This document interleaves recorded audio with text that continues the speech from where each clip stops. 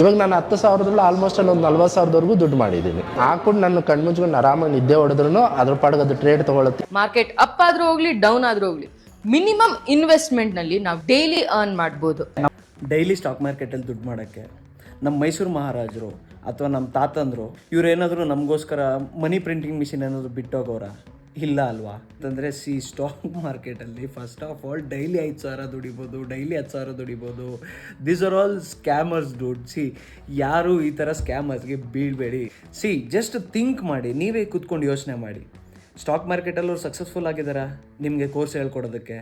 Okay, ಅವ್ರು successful ಆಗಿದ್ದರೆ ನಿಮ್ಮ ಕೋರ್ಸ್ ಏನಕ್ಕೆ ಹೇಳ್ಕೊಡ್ಬೇಕು? ಫಸ್ಟ್ ಆಫ್ ಆಲು ಅಲ್ಲಿಂದಾನೇ ಅನ್ಲಿಮಿಟೆಡ್ ದುಡ್ಡು ಮಾಡ್ತಿರ್ತಾರೆ. ಮತ್ತು ಓಕೆನಪ್ಪ, ಮತ್ತು ನಿಮಗೆ ಕೋರ್ಸ್ ಎಲ್ಲಿ ಮಾಡೋದಕ್ಕೆ ಫೀಸ್ ಏನಕ್ಕೆ ಚಾರ್ಜ್ ಮಾಡ್ತಿದ್ದಾರೆ? ಆ್ಯಂಡ್ ಮೇನ್ ಥಿಂಗ್, ಅವರು ಸೆಬಿ ರಿಜಿಸ್ಟರ್ಡ.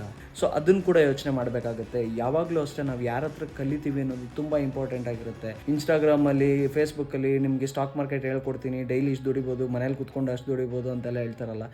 ಫಸ್ಟ್ ಆಫ್ ಆಲ್ ಇವರು ಪ್ರಾಫಿಟಬಲ್ ಟ್ರೇಡರ್ಸಾ ಅದನ್ನು ಯೋಚನೆ ಮಾಡಬೇಕಾಗುತ್ತೆ. ನಿಮಗೆ ಟ್ರೇಡಿಂಗ್ ಹೇಳ್ಕೊಡ್ತೀನಿ, ಫೀಸ್ ಕೊಡಿ, 5,000 10,000 ಫೀಸ್ ಕೊಡಿ, ನಿಮ್ಗೆ ಒಂದೇ ಒಂದು ತಿಂಗಳಲ್ಲಿ ನಾನು ನಿಮಗೆ ಟ್ರೇಡಿಂಗ್ ಹೇಳ್ಕೊಡ್ತೀನಿ, ಇಲ್ಲ 2 ಮಂತ್ಸ್ ಒಳಗಡೆ ಟ್ರೇಡಿಂಗ್ ಹೇಳ್ಕೊಡ್ತೀನಿ, ಡೈಲಿ ದುಡ್ಡು ಮಾಡ್ಬೋದು ಅಂತ ಬರ್ತಾರಲ್ಲ, ದೋಸ್ ಆರ್ ಆಲ್ ಸ್ಕ್ಯಾಮರ್ಸ್. ನಿಮಗೆ ಮೋಸ ಮಾಡ್ತಿದ್ದಾರೆ ಅಷ್ಟೇ. ಫಸ್ಟ್ ಆಫ್ ಆಲ್ ಸ್ಟಾಕ್ ಮಾರ್ಕೆಟಲ್ಲಿ ಡೈಲಿ ದುಡ್ಡು ಮಾಡ್ಬೋದು ಅನ್ನೋದೇ ದೊಡ್ಡ ಸ್ಕ್ಯಾಮ್. ಡೈಲಿ ಯಾರೂ ಕೂಡ ದುಡ್ಡು ಮಾಡೋಕ್ಕಾಗಲ್ಲ. ರಾಕೇಶ್ ಜುಂಜುನ್ವಾಲಾ ಸರ್ ಕೂಡ ಮಾಡಿಲ್ಲ, ಅಂತ ವಾರನ್ ಬಫೆಟ್ ಸರು ಕೂಡ ಮಾಡಿಲ್ಲ, ಯಾರೂ ಮಾಡಲ್ಲ. ನಿಜವಾಗ್ಲೂ ನೀವು ಕೋರ್ಸ್ ತೊಗೊಳ್ಳೇಬೇಕಾ? ಸ್ಟಾಕ್ ಮಾರ್ಕೆಟ್ ಕಲೀಲೇಬೇಕಾ? ನ್ಯಾಷನಲ್ ಸ್ಟಾಕ್ ಎಕ್ಸ್ಚೇಂಜ್ ಅವರೇ ಕೋರ್ಸ್ನ ನಿಮ್ಗೆ ಹೇಳ್ಕೊಡ್ತಾರೆ. ಮತ್ತು ಸೆಬಿ ರಿಜಿಸ್ಟರ್ಡ್ ಎಷ್ಟೋ ಜನ ಟ್ರೇಡರ್ಸ್ ಇದ್ದಾರೆ. ಸೊ ಅವರು ಕೂಡ ಪ್ರೊಫೆಷ್ನಲ್ ಆಗಿ ನಿಮಗೆ ಕೋರ್ಸ್ನ ಹೇಳ್ಕೊಡ್ತಾರೆ.